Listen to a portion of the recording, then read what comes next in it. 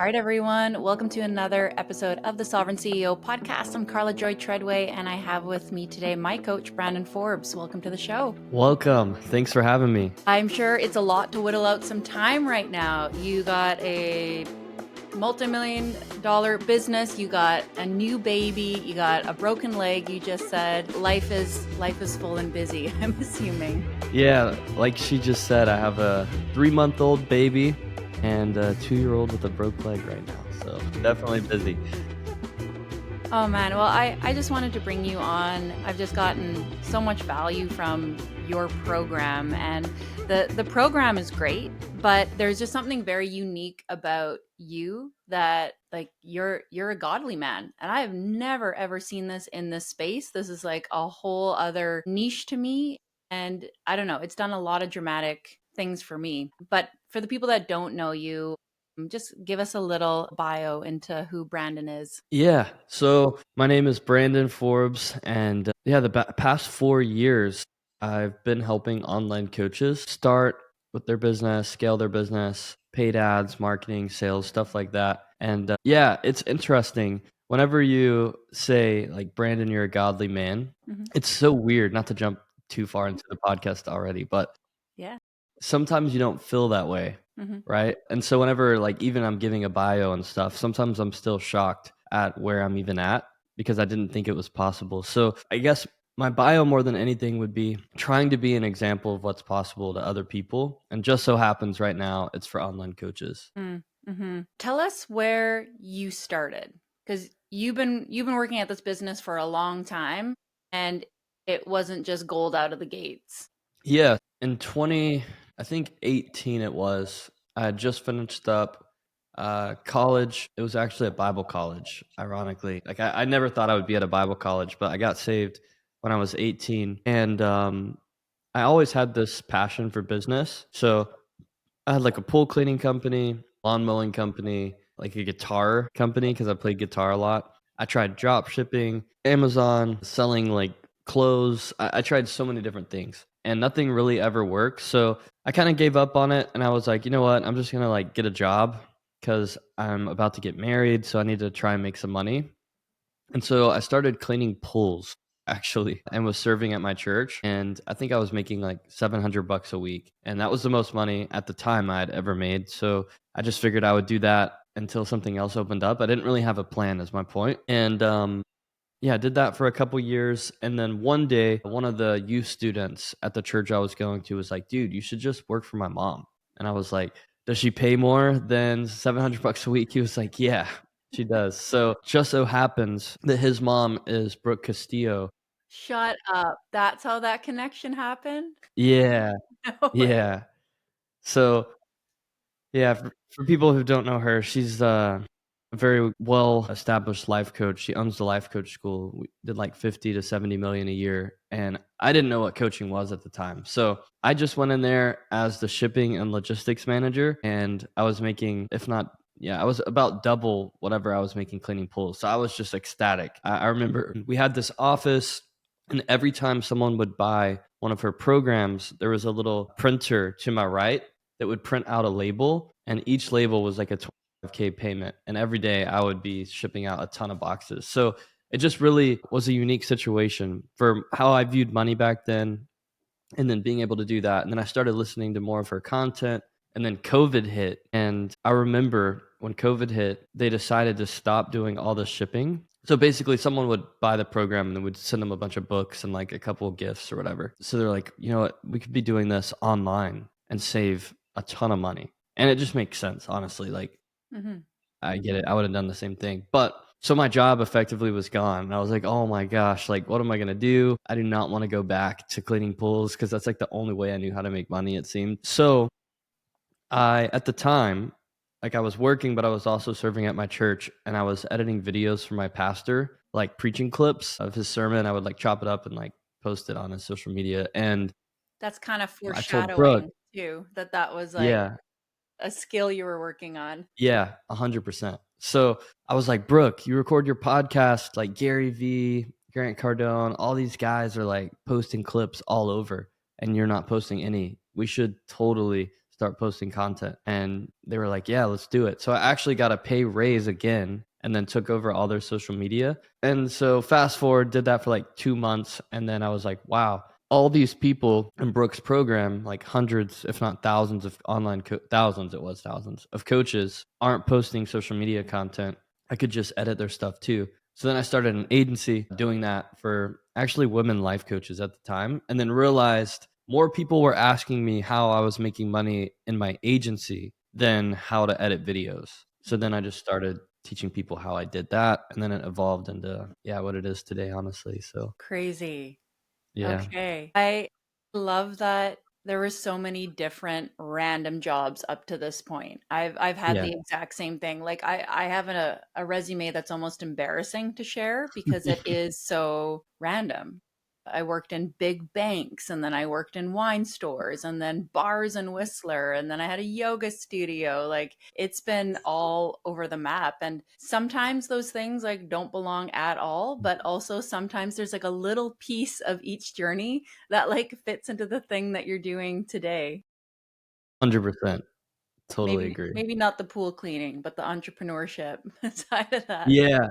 No, the pole cleaning, like what's interesting, and like the Lord showed me this even more recently, is like, so with a pool, you know how it gets like really green or whatever if you don't take care of it, and then you put that in the right stuff and it gets clear. I feel like in that season, that's what the Lord was doing with me personally.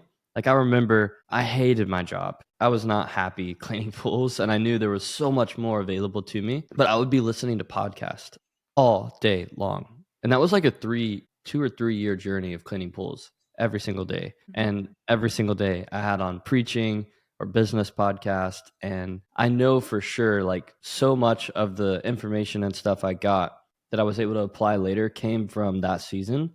Mm. So yeah, you're right. It's like, I call it strategic stumbling. I Mhm. knew I was going after something, but I didn't know what it was. And I didn't necessarily mean for it all to happen. Like the doors just kept kind of opening. Mhm. Yeah. I'm curious how you feel about this. Like, I used to pray for like the answer, like, open the door, show me exactly what to do. And Mhm. yeah, doors are closed and doors are opened. But I'm in the season now where it feels like God doesn't really care what we do for work. What Yeah. he wants is whatever you do to be in service to him. And the way that I got there was I was in an extreme season of burnout and I couldn't shake Mhm. it. And all the things that I used to like to do, all of a sudden, like I couldn't do it. There was just like this mental wall and Yeah. I couldn't break through it, started getting really frustrated, started getting really depressed. And in a moment of praying where I said, if you don't want this for me, like take it all away. Like if you want me to use this for you, go and blow it up. If you want to burn it to the ground, burn it to the ground. And I felt like an immediate release. And I instantly heard, I'm not going to take it away from you. I just wanted Yeah. you to do that. I just Yeah. wanted you to be so detached from the result. And I'm curious your thoughts around that. Like, definitely doors open, but does God care if you are a preacher or doing ads or I don't know. I think he's like, he wants you to live your life too. Yeah. So it's like, obviously, I think God has a calling that's specific for each person. And like sometimes that could involve like, like the fivefold ministry, like being a pastor, evangelist, teacher, whatever. So I think that's important. But then also, I think we overemphasize and make it almost too spiritual sometimes, like what we're actually doing in the day to day. I'll give an example. This pastor, he's a well known pastor, if I said his name. One of his members came up to him and was like, Pastor, what is God telling me to do? Should I be a doctor, like a policeman, firefighter? Like, I don't know what career to pursue. And he was like, be a doctor, but pray for the sick, preach the gospel and love on people. And he was like, man, but I just feel like I should be a cop. He's like, cool, be a cop, love this, love people, preach the gospel and pray for the sick or whatever. So the point was, it doesn't matter what you do as long as what you're actually doing is the stuff that matters. So yeah, Yeah. I thought that was really cool. Yeah. How, I mean, I've never been in a container where there are people that are doing really well financially.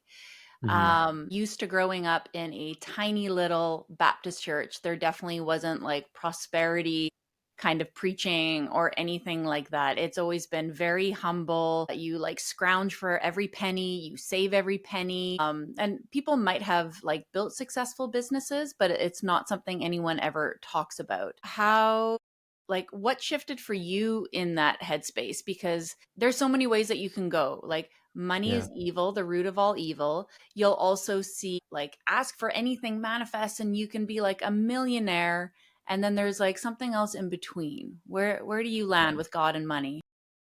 Yeah, that's such a good question. So I grew up, just for context, my parents got divorced when I was 2, and my mom is who I lived with, and my stepdad both worked for this government agency in Texas. And basically, they would work on like military aircraft, stuff like that. And they both made really good money up until I think it was like my 10th or 11th birthday party, and my stepdad messed up his leg. And so, like, right before that, my mom had quit her job because he got a promotion, and it was she was, like, staying at home, he was working.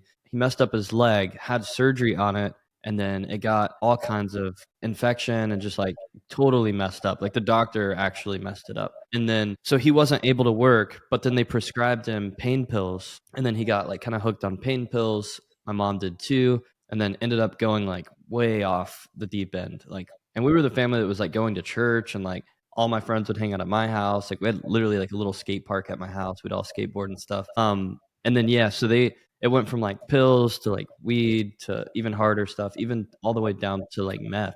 And they were in and out of jail. And so I remember during that season, I didn't exactly know they were on drugs per se because I was like 12 or 13, but I noticed that they were not the same people. And like we moved into a trailer house, and like the house was messy, bills were just like late, money was always an issue. And so that was like my context of money.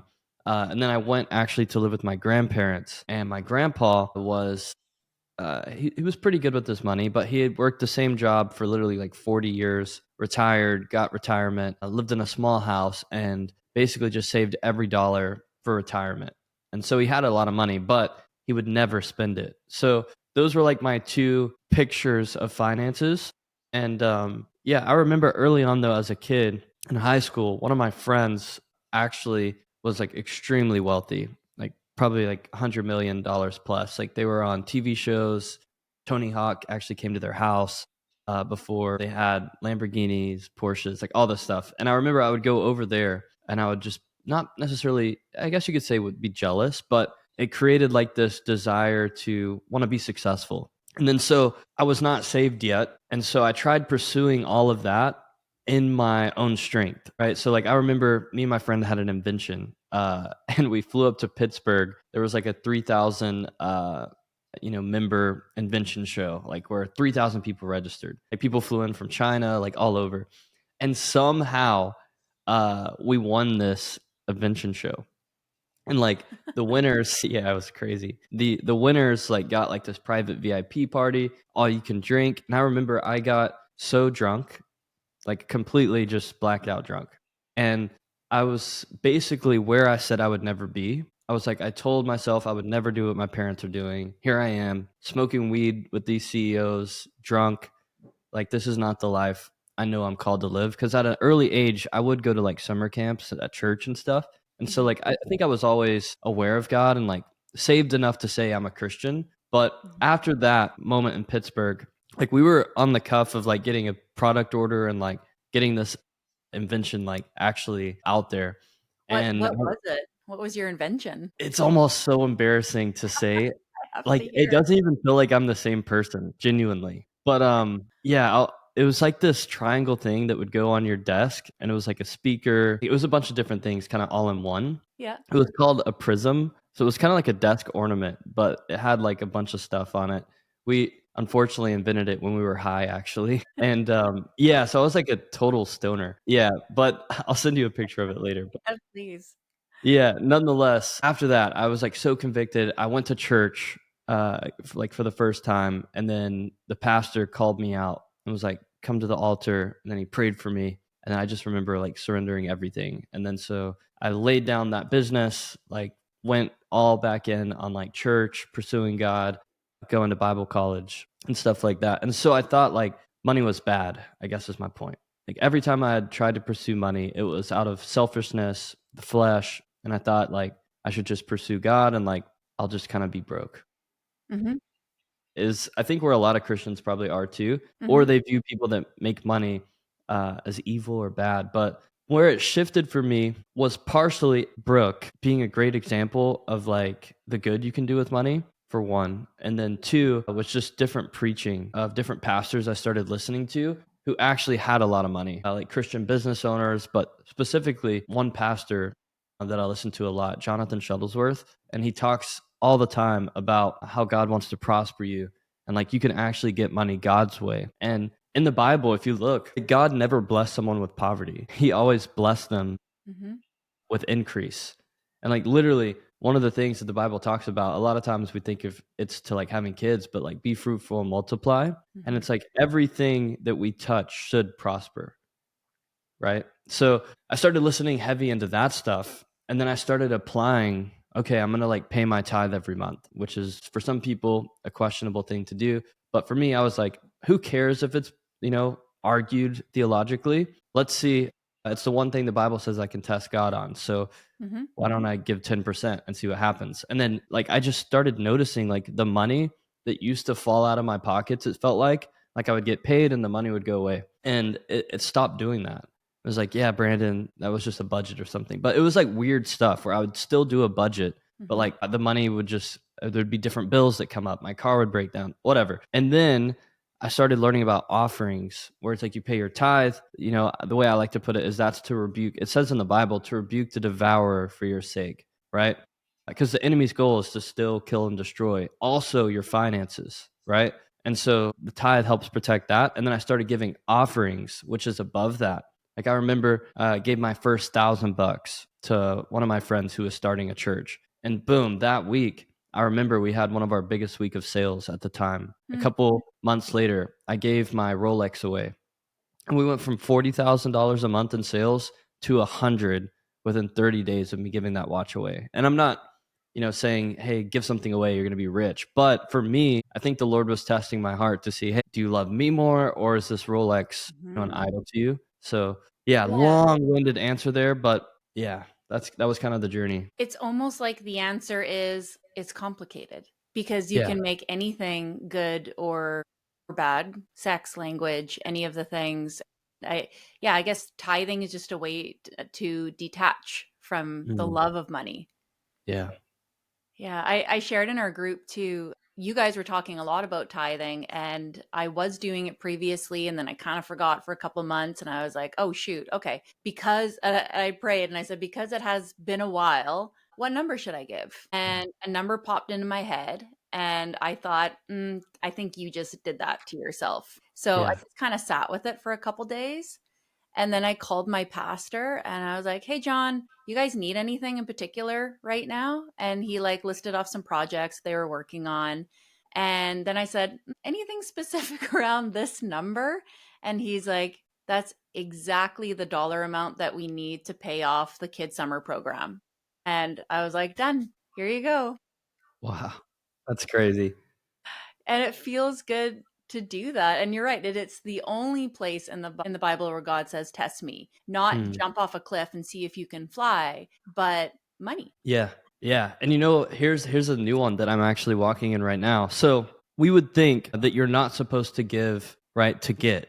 It just feels wrong, Yeah. right? But I actually think now, and biblically too, but if you have the right perspective of a good father and we view God correctly, we can almost expect a return on our seed, right? So it's like Yeah. I'm thinking of like when I was a kid and I would do my chores. I always knew if I did my chores correctly, there would be a reward, not a punishment. Mm, And it's like for so long, I had such a bad view of God where I thought I have to pay my tithe and like give just so I don't get in trouble. But that actually isn't how it works. It's like you get to pay your tithe as a cheerful and generous giver, and you get to sow seed into the ground because it's actually going to produce a harvest and you're going to be blessed. Like yeah. there's Bible verses that talks about, if your earthly parents know how to give good gifts, how much more your heavenly father, right? So he actually wants to bless us. That was the part for me that was the disconnect because Mm, I didn't think he wanted to bless me mhm. because my circumstances at the time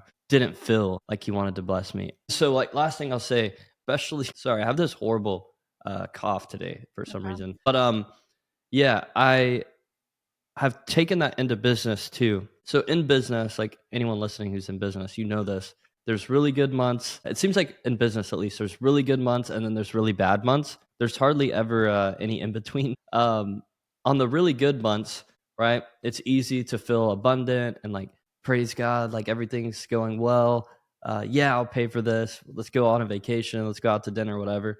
And then on the bad months, it's very easy to get into, oh no, am I going to lose everything? What did I do? Is my marketing broken? Is my product bad? And so instead of getting to that place, what I've actually done is that indicates to me that I need to sow a seed. Mm.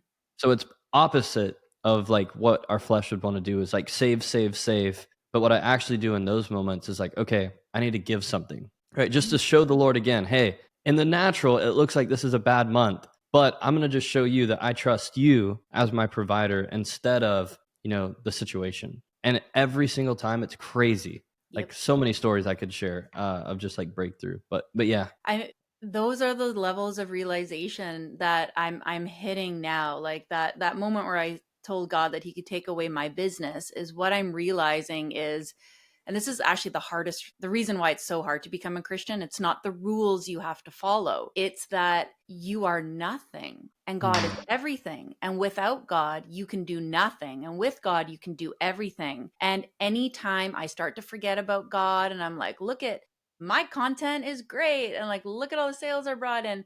Bam, I get stomped on again until I get to that point. I'm like, oh, right. I forgot everything comes from you, which in my industry is in the coaching industry, it's the complete opposite of what women, especially women coaches, are teaching right now. You are God, you can manifest this. It's a Yeah. totally different energy.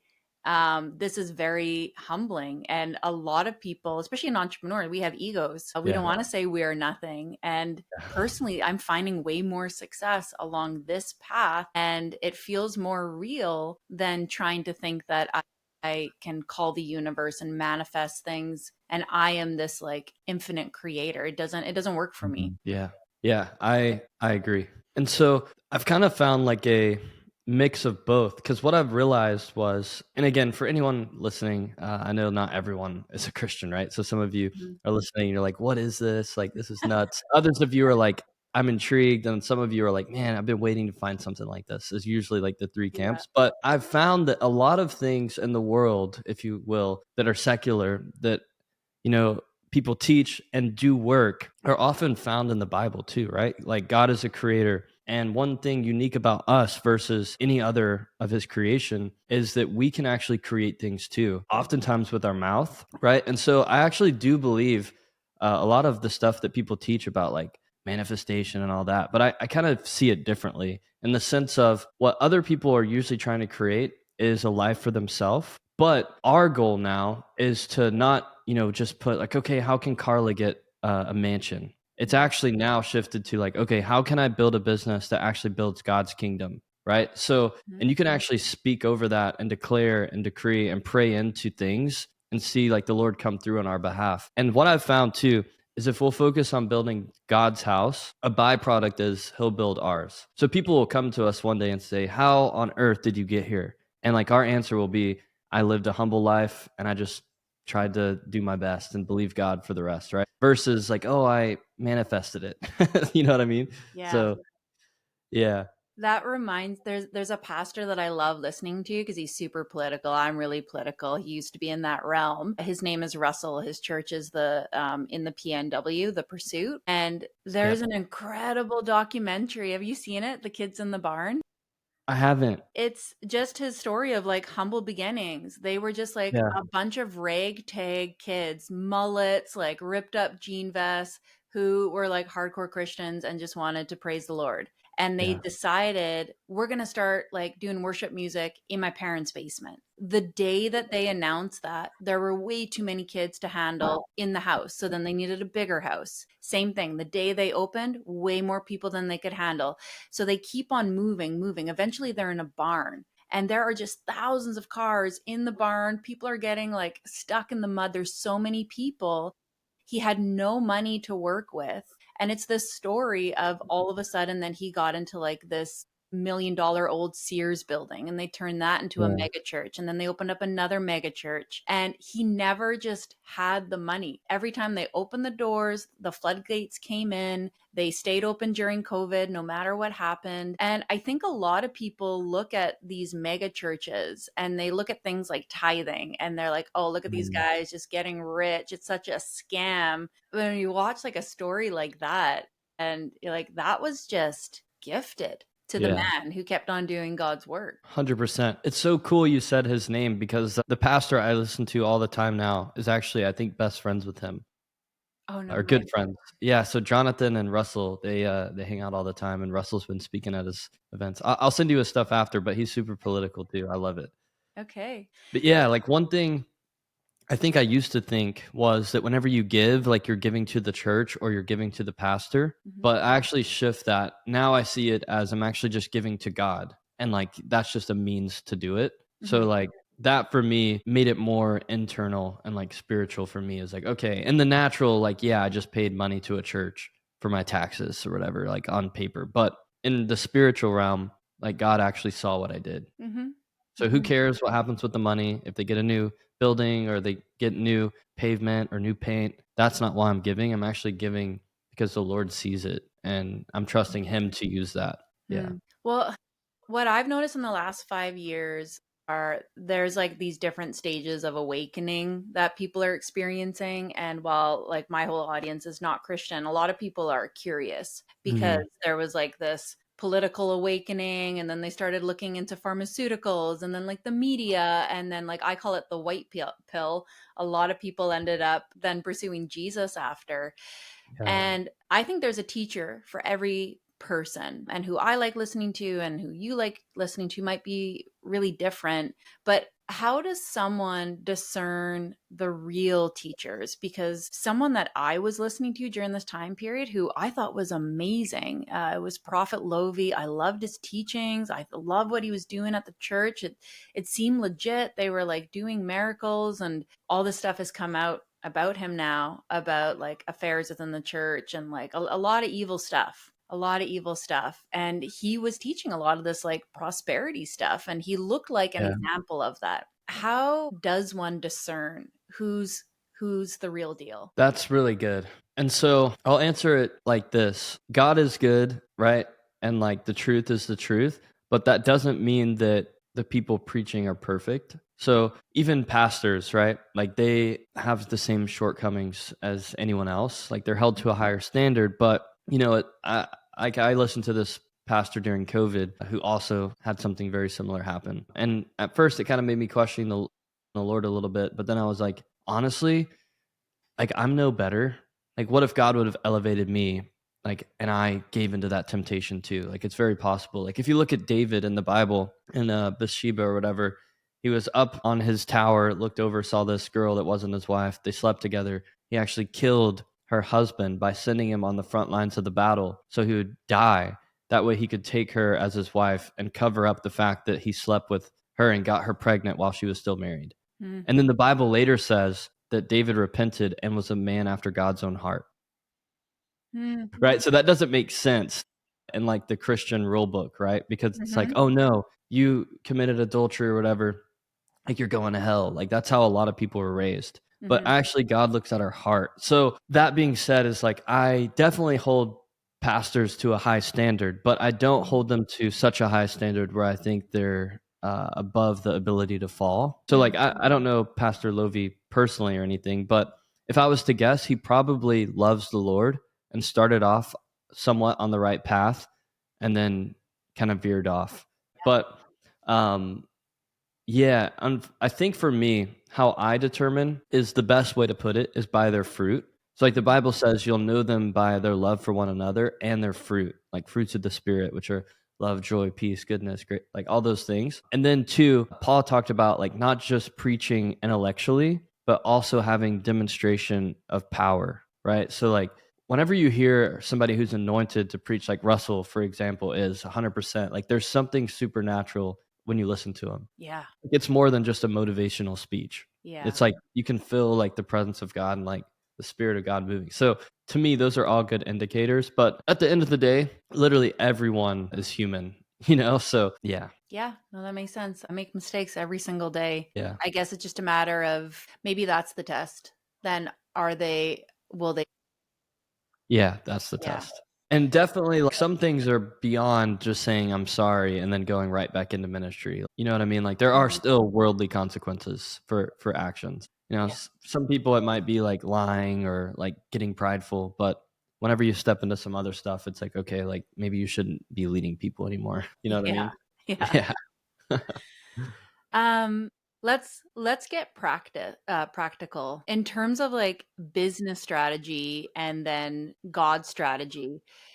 Where has God asked you to do something that you had to be obedient and it was like overruling your strategy? Like, what was something that was maybe unpopular in the industry where he's like, I want you to do this. You're like, nah, I don't really want to do that because that's happened Yeah. to me a lot. Where are some instances where you've had to be obedient and that was like kind of counter to regular old business strategy? Yeah, I'll go with just a couple real quick. So it was, I think, 2024, like in January, and I had this weird dream that I was at a whiteboard with Alex Hermosi. Like, it was just a vivid dream, and I like woke up in the morning and I was like, "What in the world?" And so I was like, "Okay, Lord, like I'm just gonna choose." So this is kind of like what we were talking about earlier. Like in real time, I was like, "All right, Lord, I'm gonna just choose to believe that that was a dream from you." Because the Bible, it talks about He speaks to us in our dreams, right? So I was like, all right, that was a dream from you. So then I'm just gonna pray into it and believe somehow that's gonna happen. And I didn't actually listen to Alex Hermosi that much. Like, I'd followed him on Instagram, but I wasn't like a raving fan, if you will. So it was kind of Mhm. random. And I was like, all right, Lord, this is from you. So I'm just gonna believe somehow this is gonna happen. And so for like months, I was actually meditating on it randomly. I'd be like, I don't know how, but somehow I'm gonna meet Alex. Meditating on Alex Yeah, Hormozy. yeah. Uh, I was like, I knew there had to be a bigger purpose. And then I Yeah. saw sometime after that, the school games got announced, where you basically, if you were top 10, like you would get flown out. And so immediately I was like, oh, I should do this. But then I felt like not yet. And then so it was March 3rd, and I didn't have an offer yet. I didn't know what I was going to do or anything like that. And so I launched our old program called Kingdom Coach, like a stripped down version, and made it $297. And then in the month of April, we actually placed top 10. And so then in May, I flew out to Las Vegas and was actually hanging out with Alex Hermosi, right? And so, like, I would have never done the school stuff to begin with, just because it didn't make sense for me to do, honestly. But I knew that for some reason I was supposed to be there, right? And Mm. then so I was there and I was like, oh man, like, this isn't what I thought it would be. Like, I was thinking something supernatural is going to happen. I'm going to get crazy breakthrough at the school games. I'm going to meet someone that I was supposed to meet. Yeah. And literally nothing happened. So I like went home and I was bummed. I was like, dang. So I had this dream. I went to the school games. I won and nothing happened. I didn't feel like anything. So I was kind of confused. But then, like a month later, I had an idea to run ads to our free school group. And then that funnel actually has made us more than any other funnel. So Which is a huge win. You're kind of like walking over that part there, but that yeah, sounds like that was like the catalyst into yeah, what you have now. yeah, for sure. Wild. So you had to keep on trusting even after that like wah wah kind of moment after meeting him. Exactly. And then so I'll share another one, even more recent. So in January of this year, I felt like super burned out. I didn't really know why either. So for like all the month of January, February, March, I tried to just push through, but the whole time I was failing to turn my ads down. And this girl at my church actually had a dream that she was going shopping with my wife or something. And then Sarah, my wife, said, we can't buy any clothes because Brandon's ads aren't working. Yeah. And then the girl at church and her husband came up to me and were like, hey, we had this dream that like your ads weren't working. And like somehow in the dream, you turned your ads off, but you actually made more money. And so if you know me at all, like I literally preach all the time, turn your ads up, turn your ads on, run ads, run ads. Yeah. So what I did was that was so scary. But in April, I believe it was, or May of this year, I turned my ads from 60,000 a month to 5,000. And that was actually our Whoa. best profit month. Shut up. What? Yeah. That's insane. But in the natural, it felt like I was sacrificing my whole business. That was like I was another scared. test. Yeah. So it's not like, look at me, the ads are performing. God wanted you to know that that was him working. That's Yeah. crazy. Yeah, like, I was scared. I was like, "Okay, I haven't spent only $5,000 a month on ads since the first month of me running a coaching business. Wow. So, I guess I'm forfeiting my whole business." Like, I thought it was all gonna crumble. Yeah. In my head, when I did it, I was like, "Okay, Lord, I'll trust you, but I don't know how in the world this is gonna work." PS those numbers. I spend like $1,000 in ads and I'm like, I don't know. Crank it up. You're spending 60,000. That's Yeah. crazy.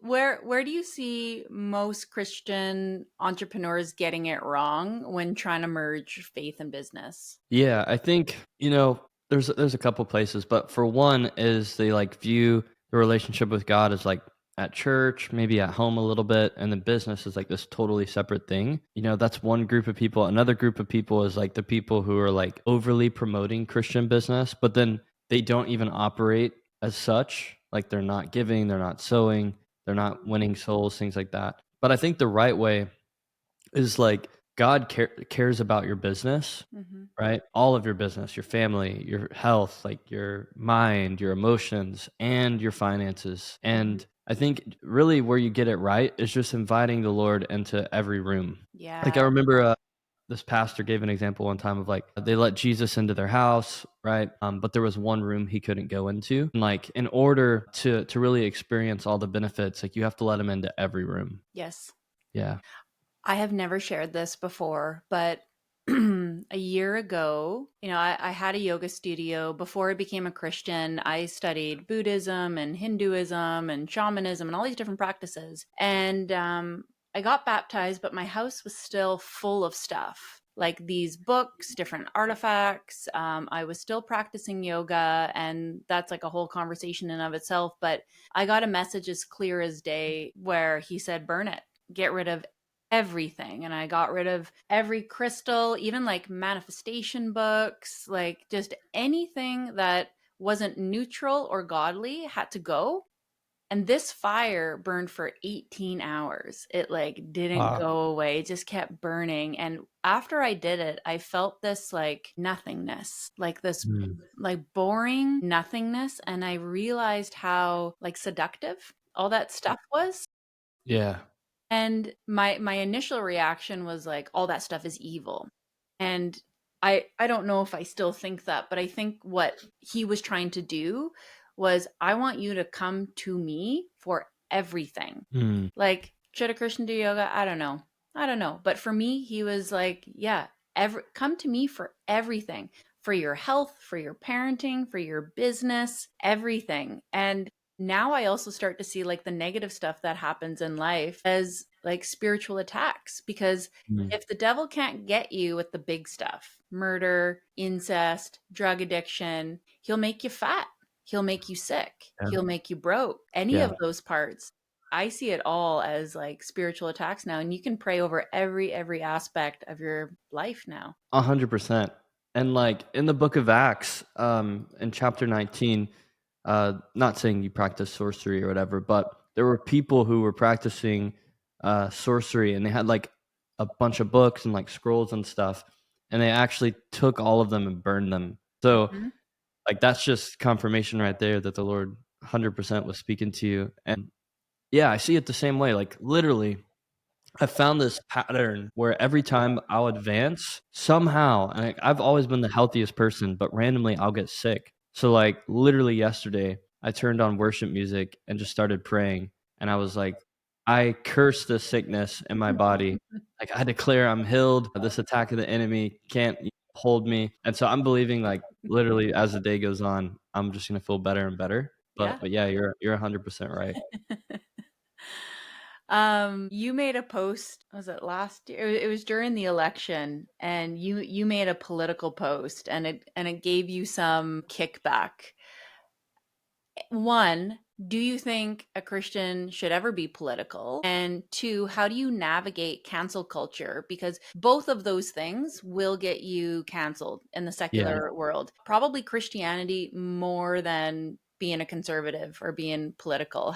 Have you faced serious pushback for either of those things, and how do you navigate it? Yeah, I definitely have. There was a pastor that talked about getting thick skin, right? And I don't know if I just got graced with it. I didn't really try to get thick skin, if you will. But like I'll get like dozens and dozens of comments on my stuff, like my ads and everything saying, Jesus is fake, like, F you, like all this stuff, right? And it never bothered me Hmm. for some reason. I don't know why. It just doesn't bother me.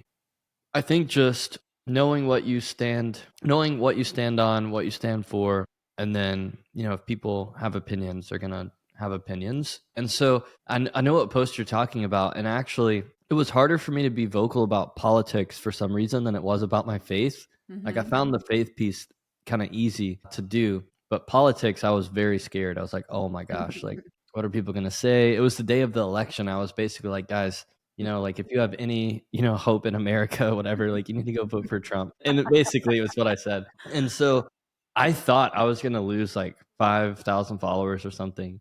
But I think like there was only like a few people that even got mad. Like most Okay. people already believed in the message that I was sharing. Right. So Yeah. that one wasn't as much pushback as I thought it could have been. But yeah, so ultimately, I think the more we share our thoughts and the more we put ourselves out there, the more we get raving fans Hmm. and the more people actually start buying into us as a person versus just being bland. Yeah. Especially with AI coming, anyone that is just making AI content right now and they're scared to share these aspects of themselves, you're gone. You're Yeah. buried. Yeah. 100%. I find that the individual content, I get way less kickback from, well, depending on if something actually went viral, but you do need thick skins for ads because it's cold traffic. And man, do Yeah. you attract some unhinged people. My favorite is I'll get messages from people like, why are you messaging me? I'm like, you're messaging me. You clicked on an ad and sent you anything. Yeah. 100%. Like, And I've then also realized people are nuts. Like, absolutely, there are yes. some crazy people out there. So I just kinda, like, they're gonna comment, they're gonna say stuff, but they're just not all there, is how I think about some people. Mm. But, obviously, some people obviously do have their own opinions, and that's totally fine. Mhm, mhm. Yeah. I just like to tell myself that anyone that doesn't like me or disagrees with me is either a bot or like Russian controlled opposition, and I just ignore it. Yeah, I love that. I'm gonna steal that. That's good.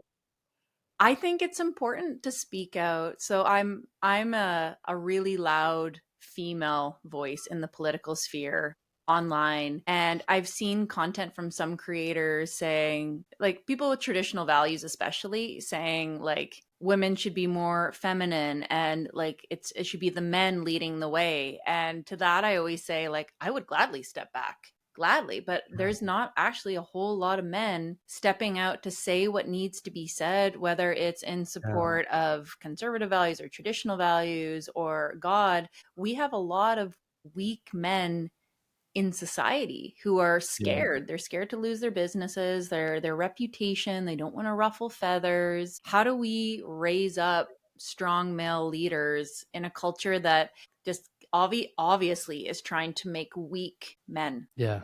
Yeah, that's really good. I would say like the way God set it up was for men to follow God and then lead their family in the direction that God's leading them. But because there's a bunch of men who instead, follow their own ambition, it makes them someone that isn't attractive to follow. So it's like I don't necessarily view a strong man as somebody who makes a lot of money. Although like amongst men would be like, "Oh man, like you're jacked and you make a lot of money, like you're a man."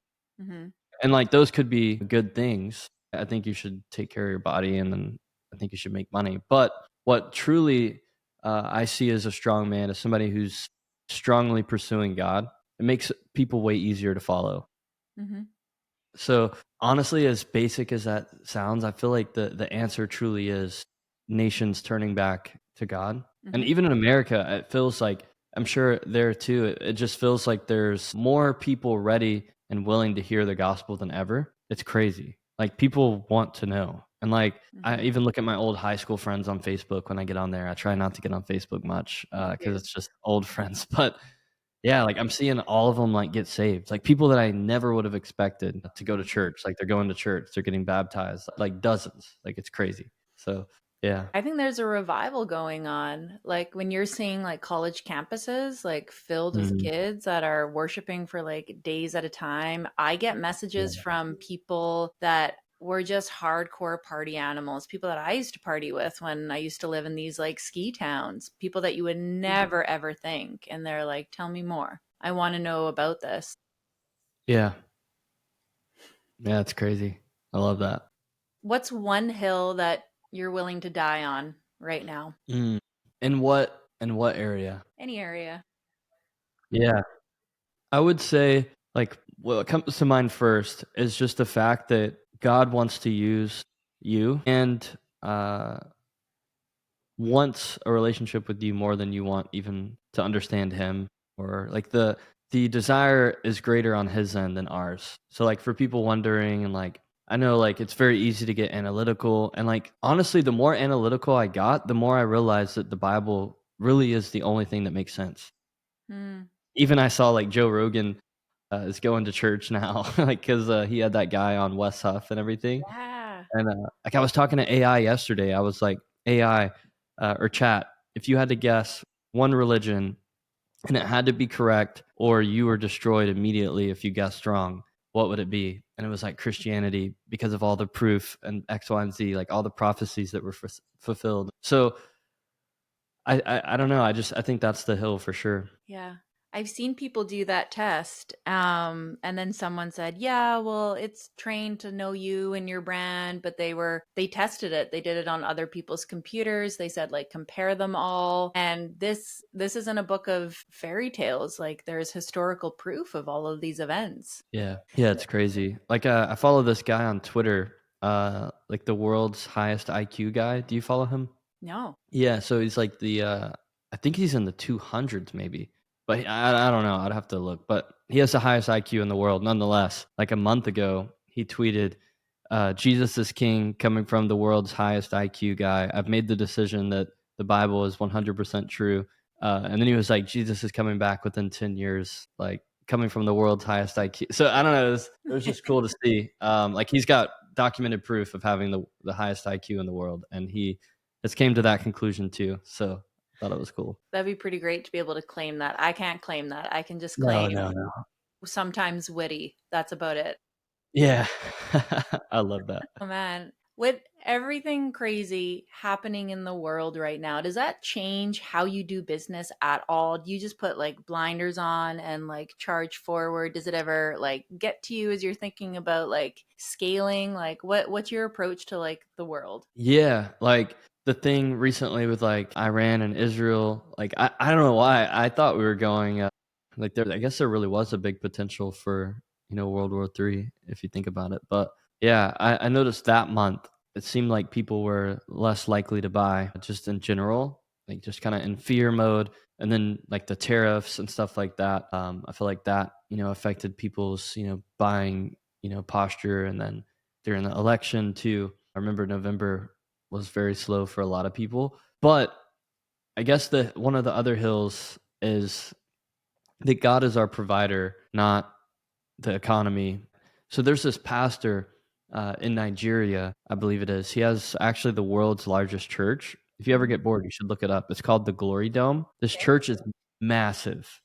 Like, massive. It's, like, bigger than the Dallas Cowboys stadium, I believe even, and, it's one of the poorest countries, but just supernaturally, he built the world's largest church in one of the worst areas in the world, and they're, like, extremely blessed. Like, their church has a ton of finances, able to build buildings, dig wells, like, all these crazy things that, like, should not be taking place in that area, right? And he wrote a book, and he was talking about just supernatural provision that basically the premise is don't look to the world's economy, look to God's economy, right? Hmm. So he has like this deep revelation that everything he gets comes from God, not from the fact that most of his church members make $2 a day or whatever. Yeah. Yeah. What a way to bring peace. to yourself. Yeah. I don't know. One thing that gives me peace is even with like the big scary stuff like World War III, we've thought it was the end of days since the beginning of days. Like in the Bible, they were like, he's coming back any day now. This is it. And that didn't happen. So Yeah. there's no point in ruminating on like the what ifs because we've always gone through these periods of time. Yep.